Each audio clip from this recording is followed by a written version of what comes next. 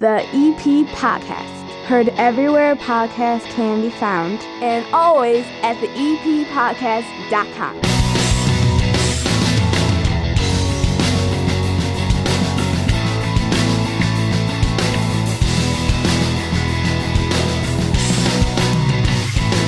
Sitting down here at the 9-foot homemade oak bar, we have a brand new principal in the area. Over at Queen of Martyrs, they have a new one. Stephen Davidson is here. How are you, Steve? Great. Thanks for having me. I really appreciate it. You're a local guy.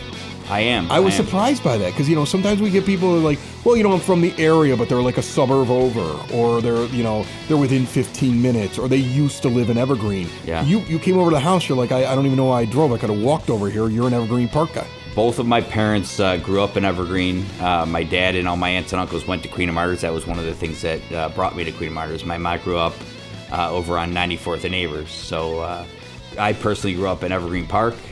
In Oak Lawn. But I was here all the time because my grandparents lived on 102nd in St. Louis. So I was there all the time and, playing in that parking lot behind Queen of Martyrs all the time and going to the Martyrs Fest. And now I live over in Evergreen Park in the Southwest Quadrant here and have 3 kids. And it's a great commute now. Are the kids all going to Martyrs? Are they older? What? No, my kids are over at Redeemer right now. Oh, so wow. They've been there for... Holy cow, you're the principal of Martyrs. Yep. And you got your kids in Redeemer. There's a rivalry there. Those two Catholic schools, there's a rivalry there. Like, are you afraid that you just said that on the podcast and now people are going to get mad at you? I'm a big supporter of all the Catholic schools around here, and my kids laughed a little bit about it when they knew that I was taking the job. But last year I got an opportunity to serve on the school board at Most Holy Redeemer, so had a great relationship with Father Highland and Mr. Turney, and so when I told them that I was going to take the position over at Queen of Martyrs, there was a little bit of smiling and stuff going on. Yeah. But no, it's a good rivalry. I love those rivalries, whether it's with Redeemer or St. Christina or any of the other schools around here. Those are healthy rivalries. Redeemer's having a big event on September the 7th. We're going to have the organizers of that on later on in this show. And we have Glenn Pniewski from the Village with an entire list of events coming up here as the fall season kicks off. Evergreen Park gets very busy. Can't believe I'm talking about fall here in August already. This episode of the EP Podcast brought to you proudly by the First National Bank of Evergreen Park. You need a bank you can rely on, one with an incredible rate on CDs, but look out for that statement savings special. You're getting 4% on a savings account. That's some interest right there, and there's no penalty to pull the money out because it's just a savings account. If you do qualifying activities, you get a $200 bonus, just like you get a $300 bonus on their checking account, and no ATM fees, and no overdraft charges, and personalized attention. That's why I have all my money up there, my kids' money up there, my business at the corner of 95th and Pulaski at the First National Bank of Evergreen Park. Stop in and see them today, member FDIC. Let's talk a little bit, though, about Queen of Martyrs. It's an interesting situation with that school just because of its geography. Yeah. It is one of those things where I know there's Evergreen Park folks that go over there, but are you learning already, like geographically, it's probably more of a Mount Greenwood school? Yeah, and I think traditionally that's been the case too. So, I don't have actual stats, but, I've said to other people, it seems like it's more of a 60-40, 70-30 Mount Greenwood versus Evergreen split. I think most people agree with that. There's, we have a lot of families from 107th, because Mount Greenwood is split up the same way as Evergreen is with other Catholic schools. Yeah, you got Christina, St. Catherine's on the other side, St. John Fisher. Lots of competition, lots of good competition. I think our larger population comes from the Mount Greenwood area, though, definitely. So you had a school here, or church here in Evergreen that closed and now combined with Queen of Martyrs. Correct. I know they want everybody to come over to Martyrs, but geographically, again, it's another thing. You're almost like skipping by Redeemer to get there. Did you get any new kids? There's been some kids that have come over from the St. Bernadette, the former parish St. Bernadette. And so St. Bernadette and Queen of Martyrs have joined into one parish as St. Gianna. Father Benedict, who I believe has been on the podcast before as well. He has, yeah. Yeah, great guy. Yeah, he was over at Bernadette at the time. Yes. And I had him on because he does that thing where he brings the cow out. He does. On a big giant grid, Yes. and people bet on where the cow is going to poop. Cow pie bingo. Exactly. And then somebody wins money and people try to intimidate the cow to move it or try to call it over to their square. Right. While they feed this cow and Right. try to get the cow. Yeah, it's Had, crazy. We had it this year in June at Queen of Martyrs in the parking lot on St. Louis there, and the cow didn't go to the bathroom, so we had to pull from a basket instead. So, but yeah, that was it was a good time. That was actually my first introduction to the community. I got to meet a lot of that's the a way to parents. meet people right there at the cow pie bingo. Yeah, that's a normal things. way to meet people, right? You mentioned it. You have a parish name that's different from your school. Yeah. Because of the combination of everything like that. Right. I would imagine keeping the name was basically because of the history of the name, and you would have driven people nuts if they would have said, well, okay, we're combining these parishes and we're changing your name, right? Well, I know that's part of the Archdiocese program when parishes merge too, so that the schools are not involved in the merger, especially of the name, right? So we're Queen of Martyrs School of St. Gianna Parish. Look at that. That's a big letterhead. Yeah, definitely. Yeah. But there's a lot of strong tradition, though, obviously, from, many classes that, really connect with that Queen of Martyrs name, of course, and that they're Wildcats. And I think, the school holding on to that tradition is really important. But being a part of this larger parish has been great, too. I know, that's not an easy thing when parishes combine. But, Father Benedict, the staff, everybody's done a great job. They have wonderful committees working on bringing the two parishes together.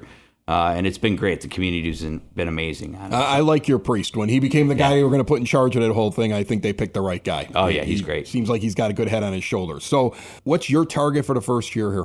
First year principal in Queen of Martyrs. It's probably like a baseball manager showing up on a team. Like, you don't want to make massive changes. You want to see how things are working first. Sure. You probably have some ideas. You probably have some things that have been told to you, like, these are things we want you to do in the first year. So what's the focus? The good thing is I had an opportunity in late May, early June to get to know some people. I met with our teachers first. I met with some of our parents right off the bat.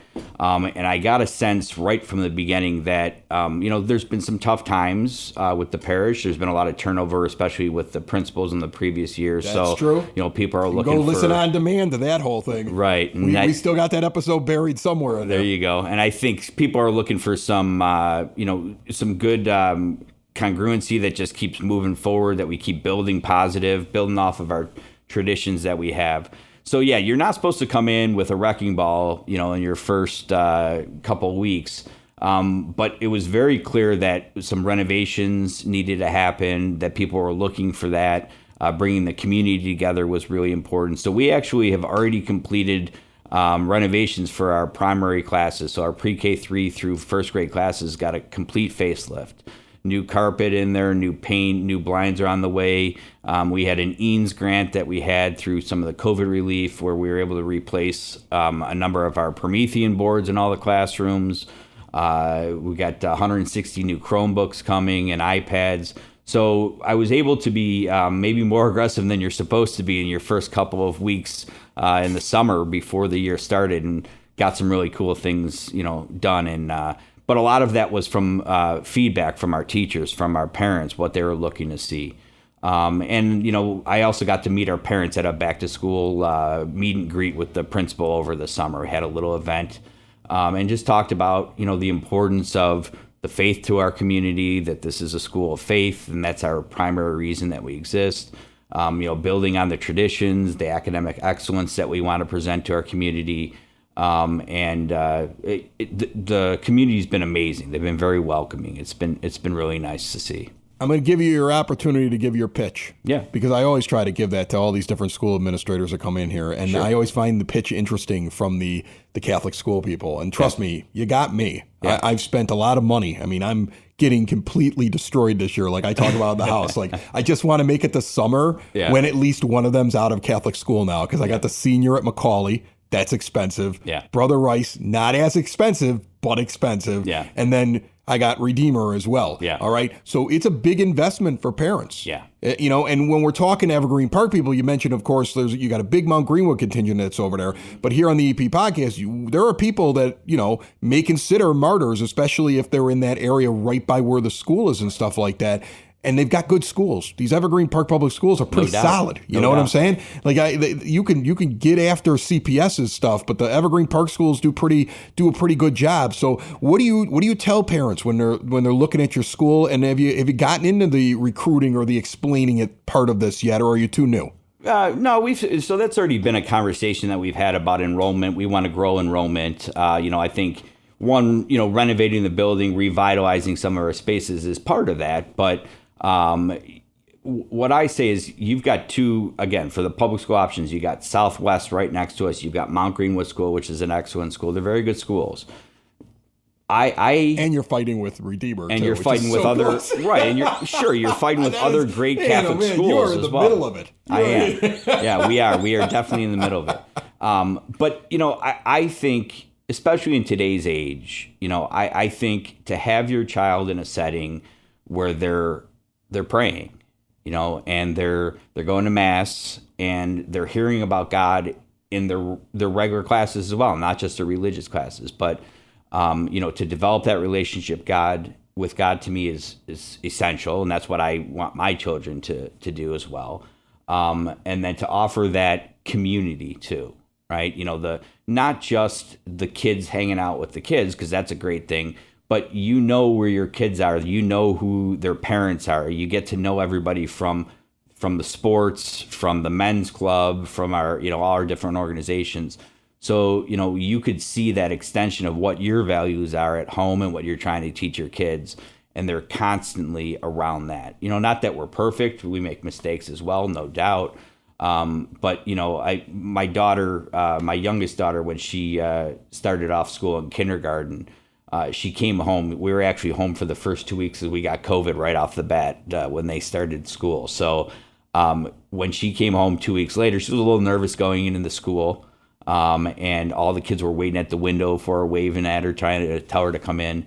But she came home and she showed me a little video on her phone. And it was just a little song of the kids singing a song like "We Love Jesus." I don't even remember all the lyrics to it. I got tears in my eyes from that, though. I welled up a little bit because to me, that's what it's about. Of course, academic excellence and getting involved, all very important. And that's what we're about too. But to teach your kids to be good people, right, and to serve other people, and to put your faith into action. That's what I'm all about. I think that's what our Catholic schools are all about. That's what Queen of Martyrs is all about.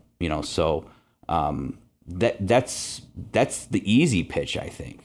I think that's good pitch. Yeah. When you hear that and you see it in practice, that's what you want. Okay, the guy's got a pitch. He's also got a Queen of Martyrs shirt on. You didn't need to dress up for this; it's audio, but that's okay. But I've been looking at it the whole time while you're sitting here at the bar, and I've been like, does he have to go home and immediately remove it?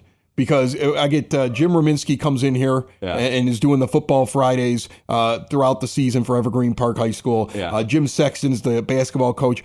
These guys have dropped off Evergreen Park High School stuff. Yeah. And when my Rice kid comes walking in the door, he yells at me for wearing it because I'm a Rice alum and he's at Rice. And he's like, I don't care if they give you a free shirt, get it off at my house. He starts yelling. There's and that isn't even a rivalry. Do your kids make you take off the Queen of Martyrs shirt when you walk in the door? No, they tease me a little bit with it. But, the good thing is, so my son is playing football, and a lot of our guys at Queen of Martyrs play with the Redeemer guys for football. So, it's a neighborhood rivalry, but it's a fun rivalry. The kids get along, and they play with each other and are friends in different sports, from Evergreen Park baseball or whatever it might be. So awesome. It's all in good fun. All right, good stuff. Steve Davidson is the brand new principal over at Queen of Martyrs. I would imagine if you have any questions for him, reach out to Queen of Martyrs, and he'll chit chat with you. Thanks so much. Thanks for having me.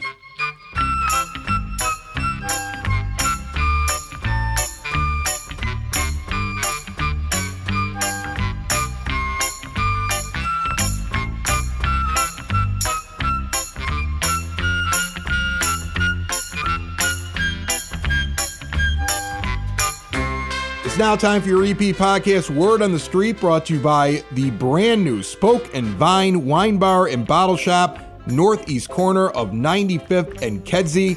Great food, incredible small plates, shareable, 21 and over. You gotta have a place where you can get away from the kids and an incredible selection of wines. Check them out today, again, on the northeast corner of 95th and Kedzie. Joining me on the phone line right now, helping me out with everything that's going on around Evergreen Park, is Glenn Pniewski from the Village. How are you, Glenn?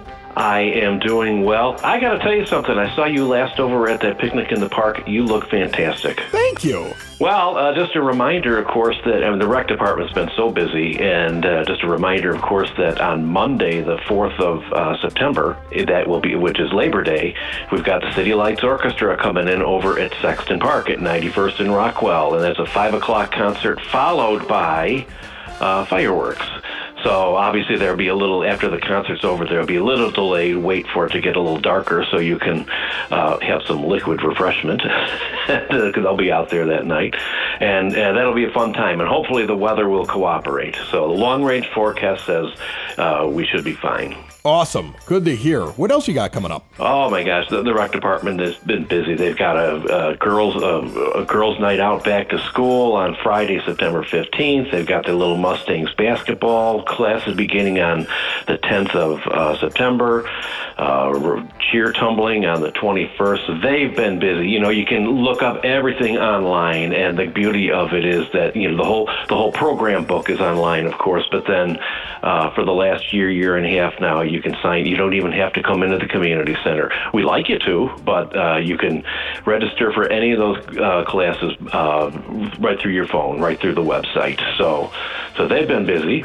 Oh, just a reminder also, the Office of Citizen Services and then the Senior Council, that Memories to Go, that big garage sale. The good news there is all the vendor spots are all sold out.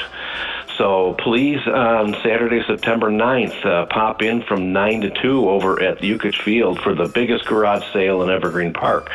A lot to choose from. I will be there with a table. Oh, you're selling stuff. What kind of wares are at a Glenn Pniewski table? Depends on what I pull out of my garage on Labor Day weekend, okay? No, we've got so much baby stuff that, you know, we just never, you know, I mean, my kids are 23, 24 years old. We have a serious purge coming, not of the kids, but of the baby stuff. So, yeah, I will definitely be there. Seniors may all want to write in Thursday, September the 21st, because the first Senior Council luncheon of the year takes place here at the Community Center on that day with chicken tetrazzini for lunch, with entertainment by a fellow named Don Rietzma. And, of course, you know Paisha with the youth department, she's always busy. She's got sewing classes coming up beginning in early September. She's got a paint and snack in the youth garden on Tuesday the 29th. She's got a back-to-school ice cream social coming on Thursday the 31st. This is all grades 5 to 12 over there in the youth room. She never stops. You've talked to Paisha. So Candlelight Theater begins again this September with on Saturday, September 16th, we have something called the Candlelight Cabaret, which is about an hour 10 minutes of music and comedy, followed by a wine and cheese table. Is that just a table made of wine and cheese, or that's a table that's got the wine and cheese on there? How big is the selection? That's actually what it looks like. Yes, no, we've got appetizers and fruit, and then our friend Tim, who you know Tim, he acts as our bartender. So that'll be an enjoyable evening. $22 for adults, $20 for seniors, and the tickets will be available right after Labor Day. That's one where we have the tables out on the floor. It's a real nice evening. And of course, I wanted to talk to you long range. We'll talk about this before, but on the 21st of October, our 4th annual Fantasy Fest. So hopefully you can join us then. So that was just a real quick wrap up of things that are coming up. All of those available on our website. And of course, I would like to visit you more sometimes over the next month or so. And also in there somewhere is the next Oktoberfest. I believe that, yes, that is the 7th, and as I hurry up... Is that official now? I didn't want to give it out. It's official now? That is in our program book. Right. Oh, yeah. The EP podcast will be at that as well. That is so much fun. I had a I had a blast there last year, just walking around taking pictures. The temperature was perfect. That they used to do that as a day in the park in late June, and it was always 112 degrees. And the fact that they moved that into October, it's just nice and comfortable, and we have a good turnout, and it's a fun time. Yes, are you doing the beer hoisting competition? I'll be doing the Stein hoisting competition, then I'll also be Stein hoisting throughout the day myself. So, yeah. Right, I get you. All right, Glenn. Well, hey, thanks so much for jumping on. Lots of stuff right there. You can check out the Village website if you wanna see more. And thanks so much for jumping on the EP podcast. Thank you, sir. Keep well. Building relationships, supporting the community, and service. These are the things that Country Financial stands for. They're more than just an office you may pass by as you drive through Evergreen Park. They're neighbors who lend a helping hand and support the fabric of your community, including charitable organizations, sports, financial education, and civic organizations. And since Country is already your neighbor, they want to get together and chat. Call your local Country Financial representative, Mike Thauer, today at 708-425-1559 to talk about the things that are important to you and how he can help you protect them. Sitting down here at the 9-foot homemade oak bar, I got a couple of guys that we heard from this time last year who then got me to do live streaming television for the first time that I had done it in a long time, and they kind of suckered me into it. And then this year, I'm very excited to kind of go back and do it again with them over at Most Holy Redeemer for their Day of Giving coming up on September the 7th. Bob Dugan's down here. Dean Reedy is down here. How are you guys? Excellent. How are we doing? We're doing good. Thank you. Thanks for having us, Chris. Of course. The bar's always open. We're back. You guys can stop by anytime you want to. You're totally fine.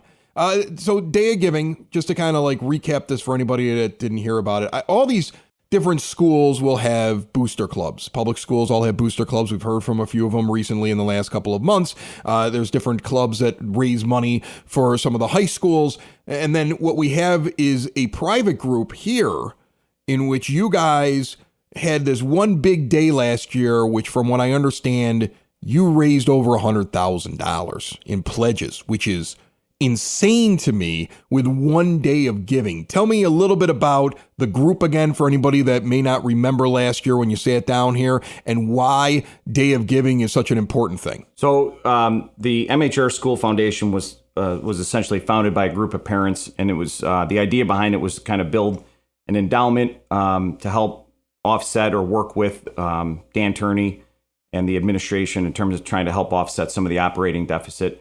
But the long-term goal really is to build an endowment to help ensure that the Holy Redeemer students can continue to receive a quality-based education, and the school can continue to support that.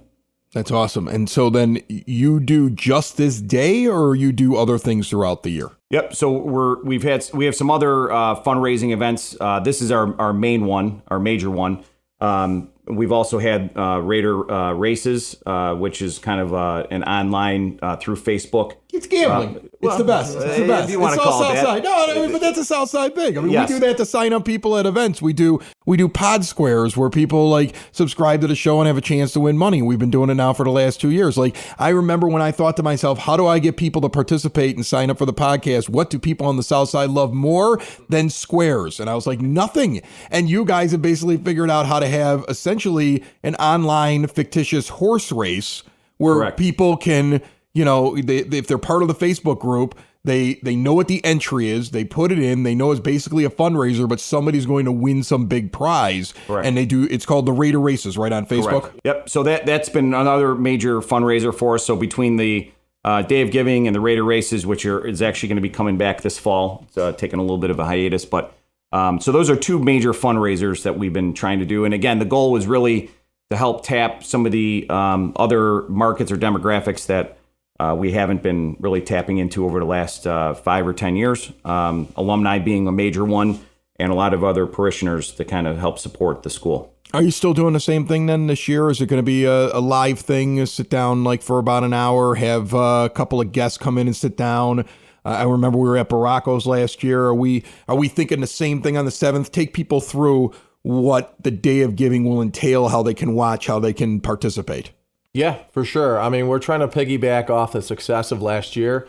So we do plan on having some live streaming throughout the day, have some different folks from the school come and share some stories. And actually this year we're going to also at the end of the day sort of have a celebration and have a little cocktail hour so that people can come.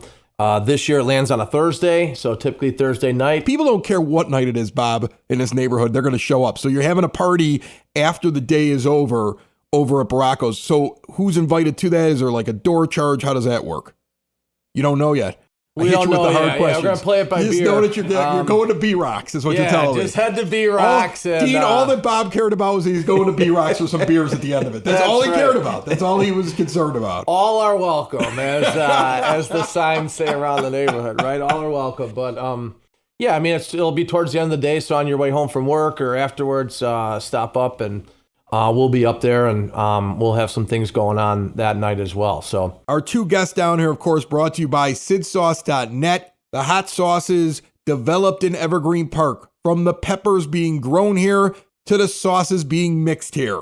I saw right at the top of their page at sidsauce.net recently, the Mango Ate Your Baby in stock, one of the best hot sauces I've ever had. See all of their products and get them delivered to your door at sidsauce.net. Baracco's has been helping you guys with this because they hosted you last year. They're having this thing on Thursday. What's that relationship like? It's very, very strong. I mean, Baracco's has been very generous to us over the years. We have just a really strong partnership and relationship with them. They've been very supportive of the school and really the entire community over the years. So Baracco's has actually signed on. They've been very generous. They've signed on as the exclusive sponsor, the premier sponsor this year for our Day of Giving event. And so we're going to have, as you mentioned earlier in this broadcast, we're actually going to have a live broadcast from their main dining room during the day, and then we're going to have the event later on in the evening. So it's kind of like our home base. Obviously, the proximity is helps us out tremendously, but again, our relationship is very strong with Nick and Fran Baracco. Who are we thinking about having on the live stream? We got any ideas yet? You got Father Paul back in town. Maybe we can get him to show up in his fatigues. Yeah, get him going. Father Paul, he could fill an entire hour. We have Mayor Burke is going to be Mayor Burke. Yep, Okay. She is very generous with her time. She was on last year, and she's going to be back again this year. Can we get Highland a couple of beers before he goes on? He's like a one-word answer. I mean, I love the guy, but the pastor is like a one-word answer over there. I'm like, I ask him a question, he's like, yeah, that's right, Chris. And then I have to come up with another question. Like, he killed me. Yeah. Keeps you on your toes. Open-ended questions. He was like, he reminded me of all the training I picked up over years of broadcasting. Like, I had to draw upon that to interview him. Everybody else was real easy. He was like, oh my goodness, like, what do I come up with now next for the next question? Because I'll ask him a question and like I get like 5 words. And then he just looks at the camera. He was killing me last year. So Father Highland, and then Dan Turney, of course, and then possibly some of the other faculty members on. So, we're excited. I mean, it's Phil Johannet, Bob Dugan, some of the guests. Bob, didn't you have to do filler last year? Yeah, lots of filler. That's true. I forget who was late. We had to bring you on because somebody was running later, had the time wrong. Father Highland. Yeah, actually, we had to run 15 minutes of stories with Bob, which was good stuff. So, we'll see how that goes. Let's do it after the cocktail hour. See if it's a different conversation. All right, so the goal this year, I remember last year, the goal was $80,000. You had a phrase for it last year. I can't 80 remember. for 80. So it was the 80th anniversary of the school. Right. So is it 81 for 81? It is. Really? It is 81 for 81. So we're optimistic though that we're going to exceed that again. Well, you beat that last year. Yes. I feel like you're like, we know we can beat that. We're just going to go with 81 for 81. But that's fine. That's good. If you get 81, that's big. What did the money get used for last year? I mean, we always have fundraisers on, and then I really never get to follow up with the people afterwards. Like, you guys got a ton of money last year. Can you give me? You don't have to give me every dollar. I'm not concerned that Bob has a new garage and you have a sports car. I'm more concerned about like third garage. A couple of them. A couple, like just a couple things. Like, how's your new summer home that you bought? No, I mean, like how, like what did we see come out of that last year that you can kind of point to for people? Really, like combined effort between the Raider races and the Day of Giving, we were able to cut a very generous or significant check to the school for the roof project. Okay. So it was north of $50,000. Oh, I remember that from last year. That was a big deal. So it was north of $50,000 that we actually donated. But really, the goal is to build an endowment where we're going to be able to invest it and grow this so that we have really capital to help support the budget each year. Yeah, I would imagine that you guys have lots of conversations, because I know every time I talk to a club, the club will sit there and say, okay, fine, then we raise this money.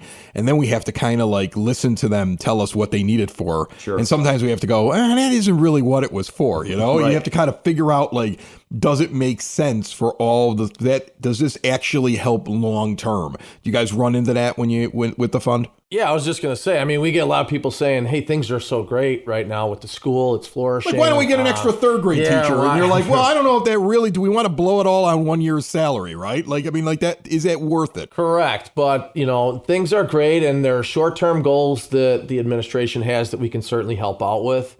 The school is doing well. Kids are getting great education there, but there's always more that we can be doing, If you think, big scale, there can be additional wings for STEM labs and those types of things. So I'm sure there's some initiatives that people have over there that they want our help with short term. And then, like Dean said, we're planting these seeds now, because as things are good, this is the time to really get aggressive and start building this thing for the future generations, where, maybe down the road things aren't as good. Excellent stuff. Well, I'm looking forward to the Day of Giving. I was laughing because my wife said, are you helping out this year with it? I said, they asked me. I said, I don't know what day it is. And she goes, you have a sign in the front lawn. I'm like, I have a sign in the front lawn? And she's like, yeah, you must have said, yeah, we're in. And then they must have just stuck a sign in the front lawn. So you guys are everywhere. So I had to go out and look at the sign. It's on the 7th of September. Yep. Okay, I'm excited about it. Should be an awful lot of fun. And again, good luck to you this year. You did a great job last year. So, I mean, I know you're going for 81, but let's shoot a little bit higher. We wanted to, I just want to mention real quick, we kind of have a unique theme this year with the Day of Giving back. And so the goal is that we're going to have different grade levels, usually, probably in blocks of 3. The primary grades, they're going to do some different projects to help support and service the community. We're going to have the middle school work on some box lunches or box dinners to help with the food pantry. And then we're going to have the junior high, the upper grades, actually go into the community and deliver those goods into the community, or to help service the community. The goal really is to help promote Catholic education and showcase, what supporting Catholic education is going to do. That's awesome. So you're asking for money, but you're going out and you're doing stuff at the same time. Servicing the community. I like that. Look at you guys. Man, oh man. Starting early with that philanthropic efforts with the kids. Whatever. Bob's just waiting for Thursday night beers and B-Rock. That's right. That's all he's waiting for. Taco truck tonight at softball. That's all that's on my mind right now. It's the EP Podcast. All things Evergreen Park. It's the EP Podcast. Evergreen Park. Check, 1, 2. You're fine. I already been checking you. We are the world. We are the children. Little did I know we're actually live right now. Yeah, right. That's going to play at the end of the show. Yeah.